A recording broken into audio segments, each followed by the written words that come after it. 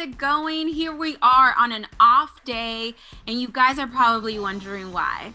So today we actually have a special announcement. We're actually here, we're very excited. We're gonna show you guys who our special guest is today. So on behalf of D. Miller and Associates PLLC, every year we give a scholarship out to our youth, which is our future of tomorrow, the ones that make a difference. The ones that are out there fighting the battle, the ones that are using those experiences and allowing it to pivot their life and making them a better person. So every year we give something that's called the Community Superhero Scholarship, where some of these candidates have to write an essay stating how they are being a hero in their community. What have they done? How have they helped people in not just a one-on-one basis, but in mass quantities? And that could look like kids, adults, elderly individuals as well. But what are they doing? We've had a lot of essays that were turned in, and it warms my heart to know that there's a lot of people out there that are doing something for their community, which that's what it's about. It's about giving the love, sharing the knowledge, and being there so that we are a stronger front, a stronger community. So today's going to be very exciting because we're bringing a finalist and we are conducting an interview on why she should be the winner of the Community Superhero Scholarship. You guys will see, and you have to wait till the end because you will see how this ends and the type of reaction that we get. Not just that, but the type of things this young lady does in the community. So let's take a look at our special guest with a very special surprise. We are here today, Gabrielle, to welcome you to today's final and last steps of the scholarship process. So you should be very proud of yourself on making it this far.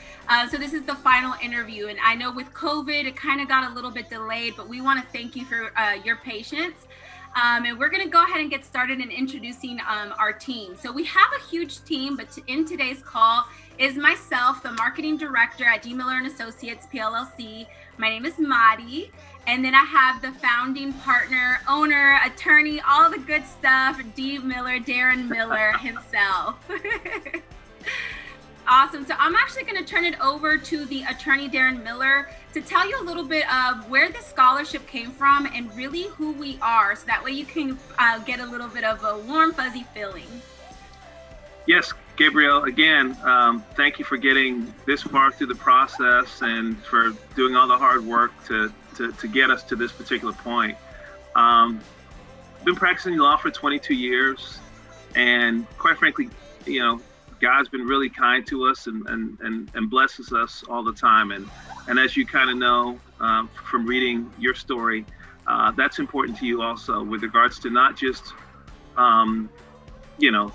making profit and things of that nature, but helping others and extending to others where we can and help people move forward. And that's kind of important to us. And that's one of the reasons why we started with the scholarship process a few years ago, and are going to keep doing it and hopefully doing it bigger and bigger as we continue. It's just something that's really important. It's impactful. It's getting out there and helping others and helping the community and making a difference. That's what it's all about. And so we really appreciate all the work that you've done to kind of get us to this particular point, this stage in the process. Yes, we're very excited. And first we want to start off, Gabrielle, to congratulate you on being a finalist of our Community Superhero Scholarship. I know, there's heroes in so many ways in our community, not just in a specific city or specific state, but all over the place. So we are so excited that you reached out and you're currently, in college trying to make a difference. So we do have a couple of questions for you on the final portions, and kind of beginning by getting to know you. So tell us a little bit about yourself. If you just want to disclose your first name, that's fine. But so that we can get to know you a little bit better and about your history. Yeah, thank you all so much. My name is Gabrielle, and I am at UH right now, so go Cougs. But I'm originally from Humble, and I would consider myself someone who absolutely loves working with kids. That's kind of a passion of mine that I've discovered throughout high school, and also I'm really excited to be pursuing that in college. I think that something that really kind of gave me a lot of direction in where I want to put my time and my talents is after one of my close family friends, after he had a heart problem and was in the cardiac ICU at Texas Children's one year. So our families historically will celebrate Thanksgiving together, and that year we had to celebrate it at Texas Children's. And I remember really feeling touched by kind of how the volunteers there made us feel. They served us dinner and really tried to make it as normal as possible. So that summer I applied and began serving, and I think that that's really where I found my niche, is like in the healthcare field, working with kids and doing that sort of thing. And this year, kind of in college, I think it's even more exciting now that I'm at a big university compared to Tumble, being able to like plug into organizations that are really meaningful to me. So specifically, I'm in this organization where, as a project head, where I'm leading a program called Creative Care, and that's where we're working with children. We're partnering with the community health workers at this place in Third Ward called CUNY Homes, and really mentoring the children and using art and creativity to just like invest into who they are and really try to kind of better their well-being and their self-esteem through, again, just like fun activities, engaging with kids. So that's something, I'm a total people person, love working with kids. And I think that in my future, I really want to specifically like make a difference in the opioid epidemic in America. And I know children. I actually babysat a kid who was developmentally impacted by his mother's addiction, and seeing him and kind of the upward battle he has to kind of fight to have hope in a normal life. I really want to be able to impact children in that same way. I guess, like personally, I am considered an old soul in my own eyes. I love to quilt. That's something I've been a hobby with my mom and grandma for like 8 years. So we'll actually sew blankets and stuff and give them as like grad gifts or wedding quilts. So that's something really fun for me. I love being outside, hiking, and spending time with my family. So does that answer your question? I kind of went on a tangent there. I think that's great. And it's crazy kind of hearing some of the things that you're doing, because it almost sounds like we can, do some of these things together in the future and make a difference. I love that you want to impact our children. That's what we stand for too. We impact our youth, which is our future of tomorrow. And I think that's great that you're almost doing it in a sense too, full circle. So I don't know if Attorney Darren Miller, you had anything to kind of add before I move on to the next question. I did. Gabrielle, we have a number of things in common. First of all, with the kids, we just think it's just so important to reach out to the kids. And one of the things that we really want to do is start mentoring some of our local youth and helping them and directing them and making sure that they're at least trying to move in the right path. And I see that's obviously really important to you. My wife was a cougar also. Why you guys both made that choice instead of we can get into that another time. But that's great. And then of course, something you don't know about us is that opioids is something really near and dear to us. We actually have one of the largest opioid dockets in the country. We represent about 15,000 folks or family members that have been affected by the opioid crisis, that have just been damaged by these drugs and what has happened to them, and their families have been ravaged. And we're trying to kind of pick up the pieces, both financially and otherwise, to, not just to address the issue now, but just to make sure that these other companies, you can't conduct business in this fashion moving forward. So again, we have a lot of similarities as far as those things are concerned. Yeah. And in this Houston area, we do have a lot of also interactions with kids, especially in the 3rd Ward, 5th Ward area too. So I think that's also very awesome that we can probably collaborate here in the future. But I want to go ahead and open it up on what you're currently studying and what degree are you pursuing at the University of Houston? Great. I am currently majoring in mathematical biology, that's actually one major. It's kind of a niche thing, but I am a math gal at heart, and I love like working with numbers and stuff like that. But at the same time, I think that my goal to eventually work with people and make an impact in the opioid crisis really ties into kind of some of the biology-based classes I'm taking. And I didn't expect myself to be into like wildlife and conservation coming into college, but that is something that I really discovered as a passion of mine. I've been able to have the opportunity to kind of work with one of my professors and do like ecology research this semester and like going out in the field. Like documenting Greater Houston wildlife. It's been really fun for me.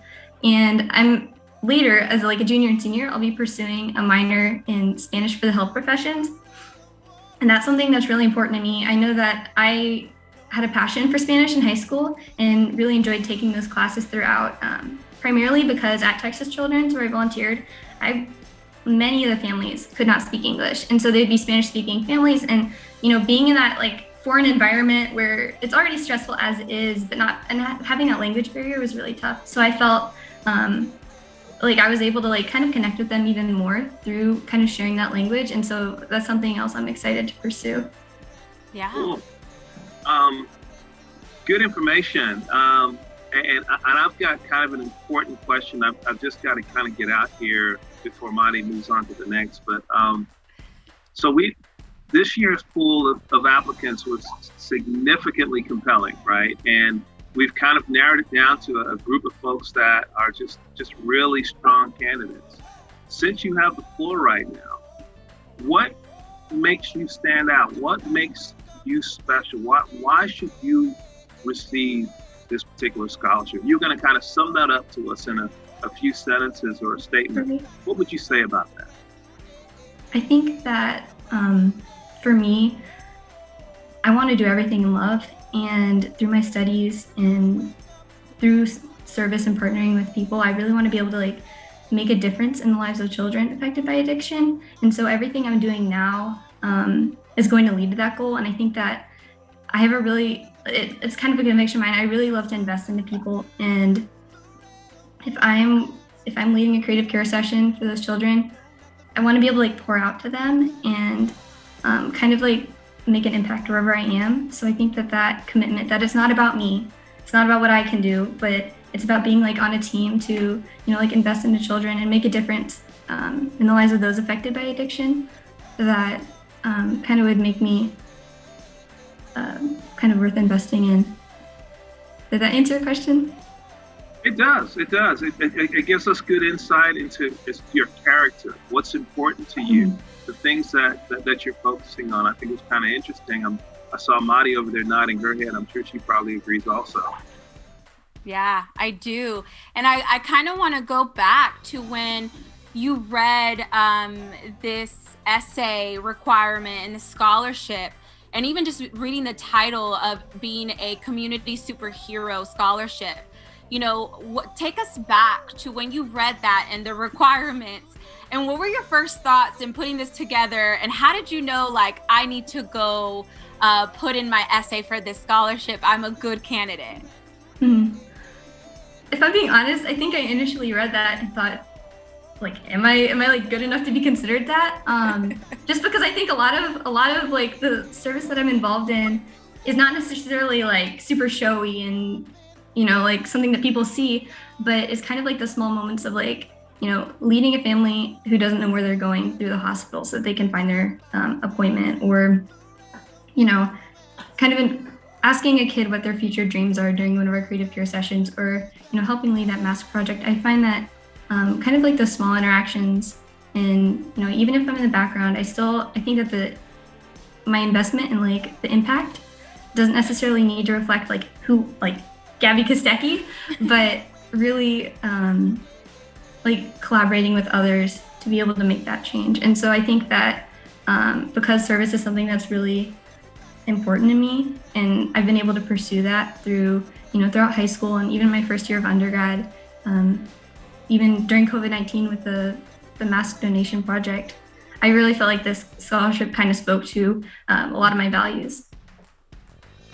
One of those values that kind of comes to mind, Gabrielle, I was reading one of your sections, and it just made me think about your selflessness. And what I mean by that, you're talking about making masks and then teaching others how to make masks.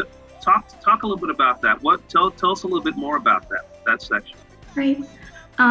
So with that mask project, I remember kind of my inspiration for starting it. I remember sitting at the kitchen table with my mom, and our grandparents are in Chicago. My grandma actually has underlying health conditions, so we've lost family members due to COVID. So that was, me sitting at home going, what can I do? I just felt like I can't leave my house. I want to be able to help. How can I use my time and my talents and resources and working with those around me to actually make a tangible difference? And so seeing that need of, this was earlier in COVID. So when there was a lot of mask shortages among healthcare workers in Houston, I really felt called to, give back to our community, because, as people in Houston, we always seem to come together like a family when stuff like this happens. So I just felt like my passion for sewing, I did not expect it to intersect with a global pandemic in this way, but right. It was something that was so exciting for me to be able to use my gifts, feel like I'm doing what I'm supposed to, what I'm called to do, and actually, getting to interact with people that were helping, people at nursing homes, oncology clinics. I remember there was this one local clinic, it was somewhere in Houston, and we saw these women in rocking chairs we had brought the masks to the center. And as I was leaving, I remember having a conversation with them and thinking this isn't just a number of masks. These are faces, these are family members of people that we're helping, during a pandemic when there's all sorts of other stress. And I think that especially for me, my family's experienced unemployment due to COVID and to this day. And so feeling empowered to, even when my parents don't have jobs or there's a lot of struggles with my family in Chicago, using my time to, contribute to a real need. And I think that it was neat that it used my passion for quilting in this way. And I think that, it was just a really fun experience. I met so many people that we helped, that I worked with, random quilters. So overall, it felt like a really fulfilling experience. Very cool. Awesome. Yeah, that's awesome. It's awesome that you were where you needed to be at the right time and having that, hobby of sewing. Although you said you're an old soul, look at how it brought good benefit for the pandemic. And I know you kind of expressed that in a way, heroes come in different shades, sizes, some are silent and some are not, right? And I think that's a way that you were a hero during the pandemic in a silent way. Now, currently and present today, I know we've gone through a lot in our nation, locally, Houston, so what is another thing that you've done present to date to continue that hero mindset and how to still give back to your community? Mm-hmm. I think something that I've been involved in the most with this past year, and that has actually addressed an even bigger need, is through this creative care program. I started out my first year and I was I have an artistic side, even as a math bio major, believe it or not. And so I thought, okay, kids art, what could be better? I love this. And so as a project head and kind of being able to design lesson plans and lead sessions, that even if we were doing a craft that seemingly was just a fun activity, I would design them so that there was underlying lessons in ways that we were investing in these kids. So obviously, a lot of the families in Third Ward have experienced stress during this pandemic, especially with kids in online schooling. And I think kids overall are just kind of what's going on? Their world's turned upside down. So really being able to support their mental health and well-being through art, through breathing and flexibility exercises. I think that for a lot of these kids, they would be on online school all day and, just kind of alone, feeling that isolation. But, that hour of just having people willing to invest in who they are and love on them and ask them questions about their day and just kind of, get to know who they are and affirm their dreams and stuff like that. I think that was definitely something worthwhile, but even more so during the pandemic with a lot of the isolation and stress that people are feeling, especially kids. Good answer, Gabrielle. As you know, we've been through a whole lot here with this whole George Floyd situation that's been awful, and obviously the decision that came out yesterday.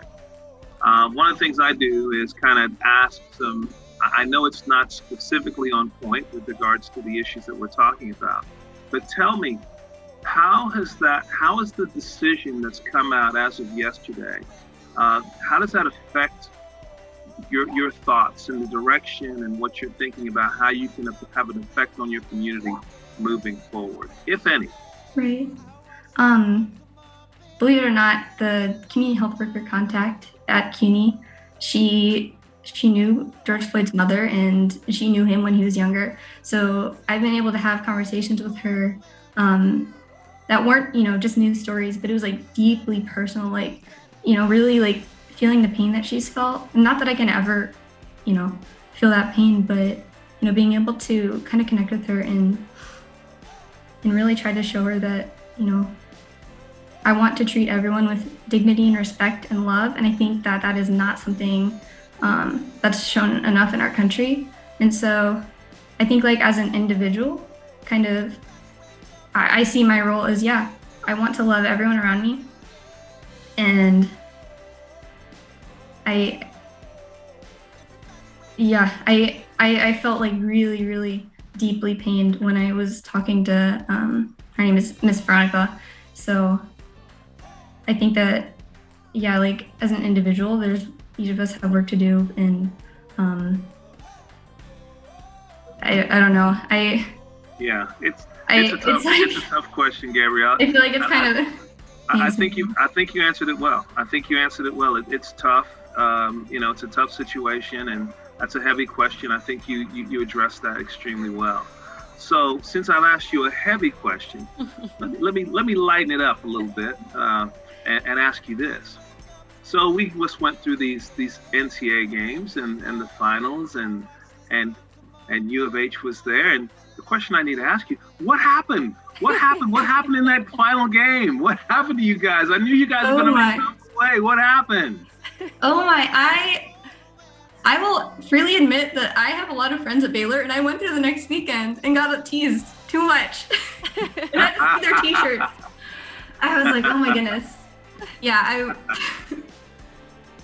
we had a lot of watch parties on campus. So even if I was personally at home, so tuning in online. But I remember for the game before that, I was down the hall, and every time something good happened, I could hear people yelling and stuff. That was kind of my cue that we were doing good, until that game.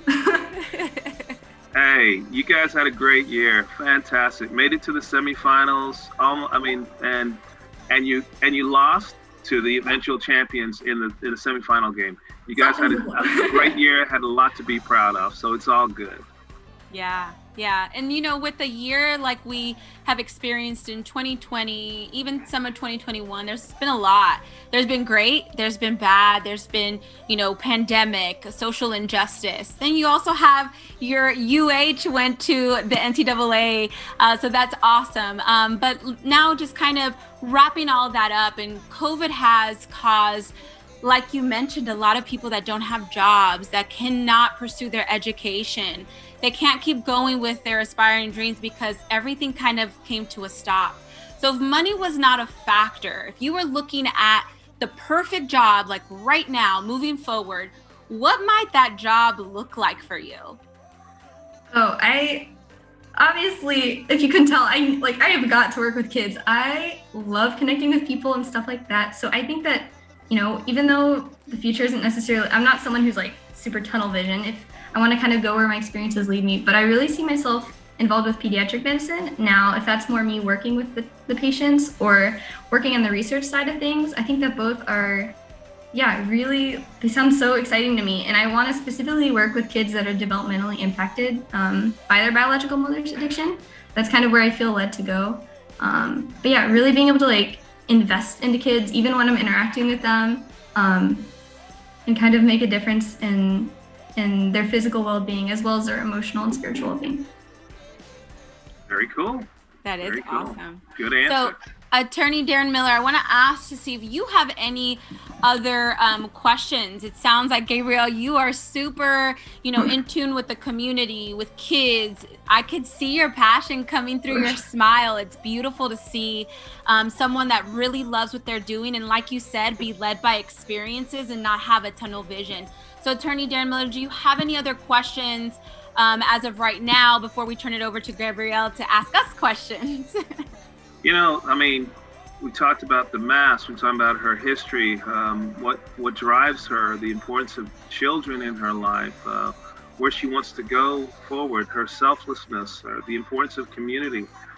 I think she has done a fairly good job of answering my questions. I guess the only question I would ask in addition to that is, you sure you don't want to go to law school and come maybe start working for us? I don't know if I have it in me to read all those books. Yeah. Well, that would be if you're awesome. going to be a doctor, you're going to do your fair share of reading. So. True. Absolutely. And look, we could probably still work together here in the future because you're doing great things and we're very connected and plugged into the community as we do want to put a little bit of our mark, not just here in Houston, but nationwide. So Gabrielle, I want to ask you and turn it over to you and give you the opportunity to ask us any questions that you may have in regards to the opportunity, the scholarship, or even what we do. Yeah, this is just out of curiosity. I'd love to know more about kind of ways that you're involved with fighting the opioid crisis and like representing families. Darren, do you want me to start or you want to go ahead and take it away? That plane just kind of flew right over with regards to the specifics of her question. So why don't you maybe start it off and I might try and fill in a couple of gaps. Yeah, so our involvement in the opioid crisis, we do represent, like Mr. Miller stated, we do have a lot of clients that have been affected and had an addiction due to actually having some type of medical treatment. And so we actually have one of the biggest dockets, and we are on the committee with a lot of these top of the line attorneys on making sure that we put an end to this crisis and making the pharmaceutical companies accountable, as well as anybody else that may be. So that includes, adults, that includes adults that had kids, that includes kids as well. So our client base there's not an actual certain type. There's all sexes, genders, all that good stuff. So Attorney Darren Miller can give you a little bit more light on the legal stuff, on how we are making a difference and how we're trying to end this crisis.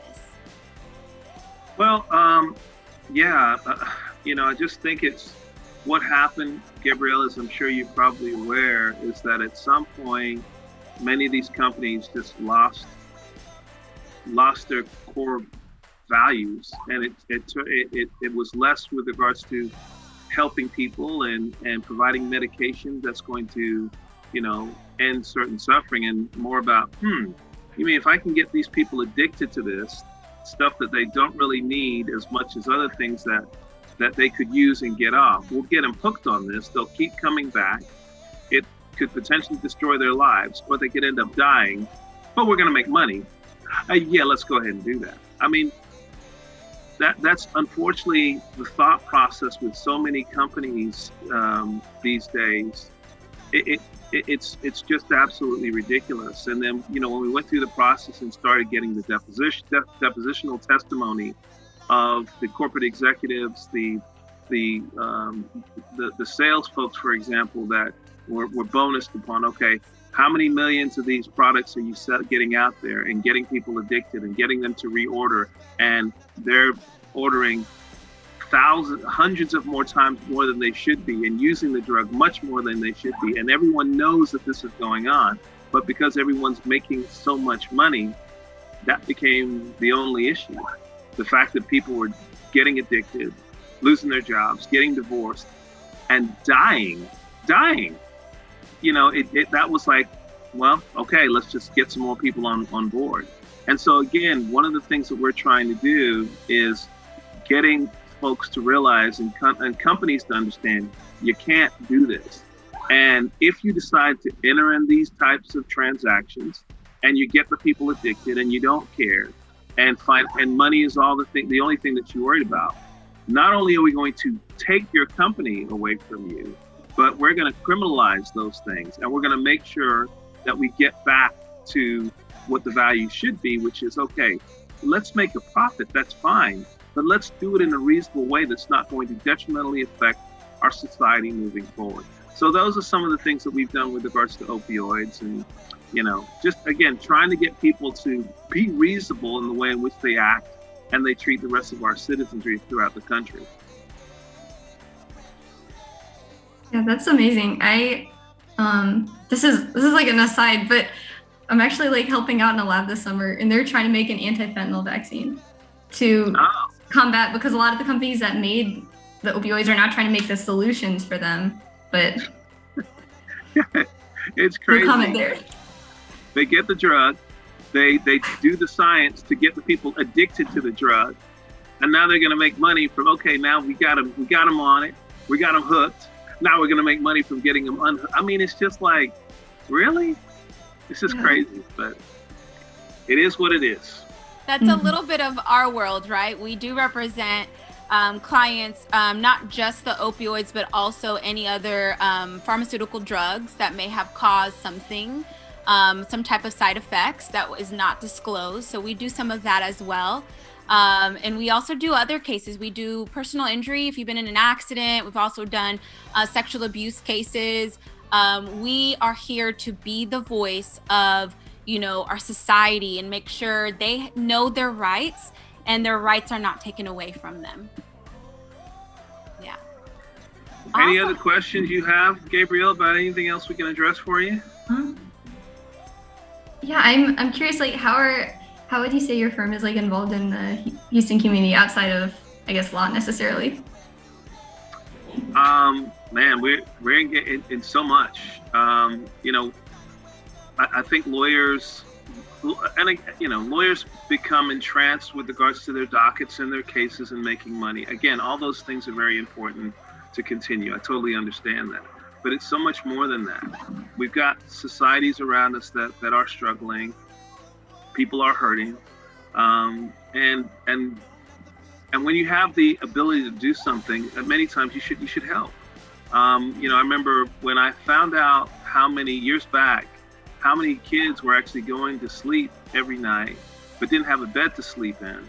It's just like, well, you don't really think about things like that, right? You don't think about the fact that, well, I just slept and I slept 8 hours and I slept in my bed and everything was good. But what if I didn't have a bed to sleep in? I had to sleep on the floor and I didn't have a pillow.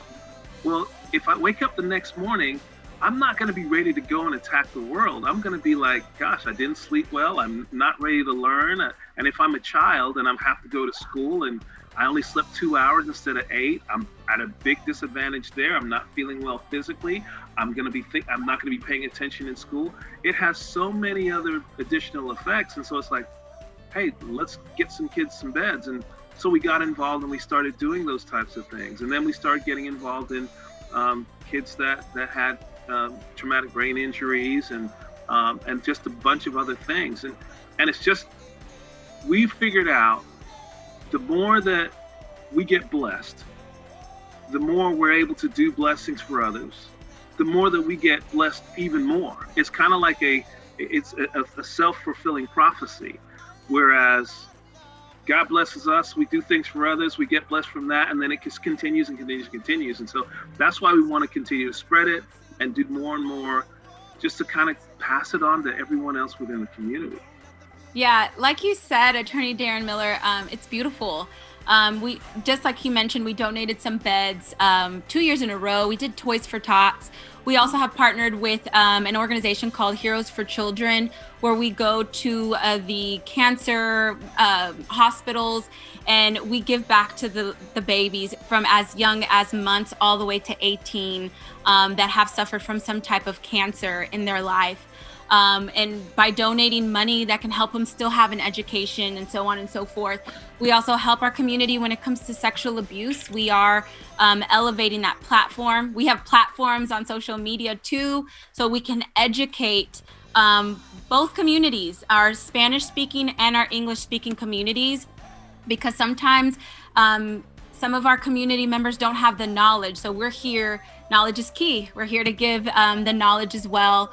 And like Darren said, traumatic brain injury, helping people even with financial side of things, making people aware. So it's a lot. Our focus is all over in regards to helping. We help children, we help women, we help men, we help anyone that's in need, and we can. we're out there. When there's a hurricane, we're out there donating water. When there's a pandemic, we're donating masks. So just like you, we're always constantly thinking, how can we apply our time, our knowledge, what we've learned in life, and how can we be a mentor to those that just need us? And it could be a hug, it could be a smile, or it could be actually a tangible item. So I think it's such a blessing that it's turned into what it has. I wouldn't trade it for the world, and I know Attorney Darren Miller would not either. Never. Awesome. So Gabrielle, do you have any other questions before I kind of wrap up our interview session here? I guess my only other question would be, how has y'all's experience been with COVID? Like, I can see both you guys are working from home, but what other ways has it changed things around there? Darren, I think you've got this one, huh? I mean, look, COVID's been tough. It's been tough on all of us, and we're no different. I mean, our organization is 137 strong, and things were running and gunning before COVID, and everything had to change. We couldn't have everyone in the office on top of each other, risking infection and things of that nature, and bringing things home to their families. So we had to just kind of change, but we were kind of ready for it. We prepared for it. We kind of stay somewhat in the know with regards to what's going to happen and what the trends are. And that's one of the reasons why we've been kind of somewhat successful with regards to our business, is because we don't just wait for things to happen.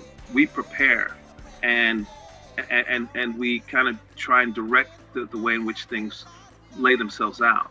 So while it's been a transition for us, with everyone, with 85% of our workforce working at home, which we still currently are still doing, it's we've had our challenges, but we're still moving forward. The phone is still ringing. We're still paying our rent. We're signing more cases than we've ever signed before, which is kind of interesting. So again, it's one of those things, Gabrielle, where we give, but then we receive, and it's working fairly well.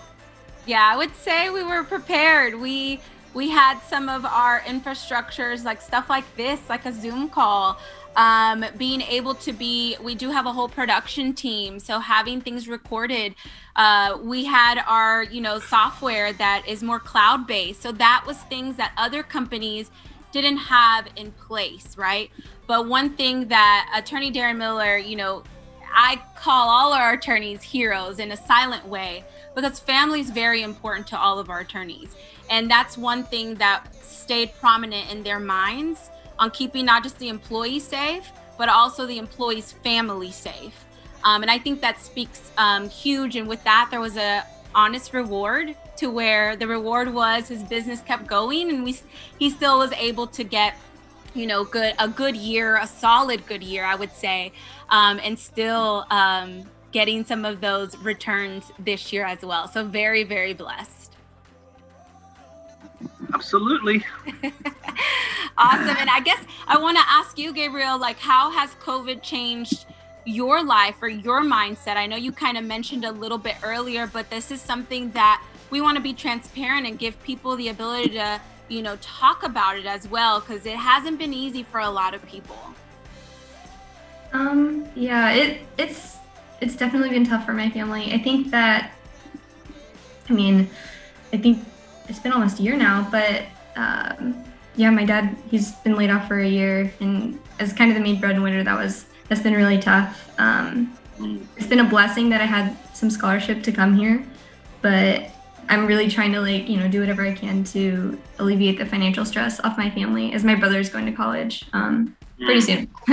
And I think that kind of in regards to the more emotional aspect, just being away from family, we haven't seen our family in Chicago for some time, just because, as with my grandma having cancer previously, we just didn't feel like it was safe to come down there. So it's definitely been tough for my family, but we're trying to be resilient and make the most of kind of the situation.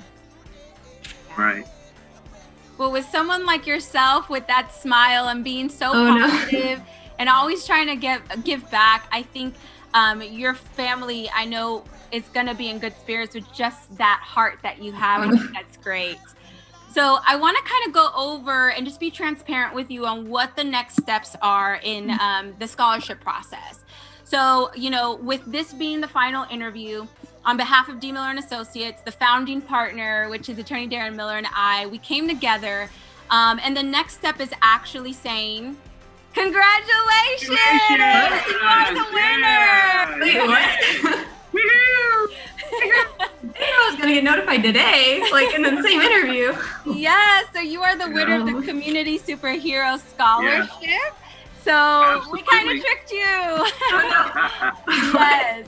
So you know, we made the final decision already, but then again, I mean, Gabrielle, I mean, after speaking with you and listening to the kind of person that you are, the character that you have, how important the society and the kids are to you, we know we've made the right decision. Oh gosh. So you already knew going into it. You just wanted to make sure I wasn't crazy. Oh yeah. Yeah. Oh my goodness. Yeah, and look, you like the attorney said, you solidified that. You definitely brought it all to the decision that was made. Was an amazing decision because all of what you stand for, I think you are not only doing great things in the community now, but I also believe you're going to do great things in the community here, even tomorrow in the future. So how does it feel to be the winner? You really did catch me by surprise. I was like, maybe there's like 10 other people and I'll get notified in a week or two. Oh my gosh. That's insane. Y'all don't know how much of a blessing this is. Like, awesome, seriously. awesome. You deserve it, young lady. You deserve it. You have a great mindset. You've done some wonderful things. You're being, again, selfless. I've used that term now several times, but I mean, when you do these things for the community, it comes back, and we have to recognize that you're being such a good citizen, and we definitely want to encourage that. And thank you for everything you've done and what you'll do in the future. Yes. Oh my gosh.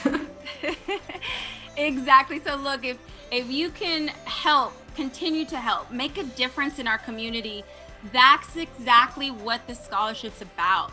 That's exactly what we're here for. So, you know, we all want to say congratulations again, well deserved.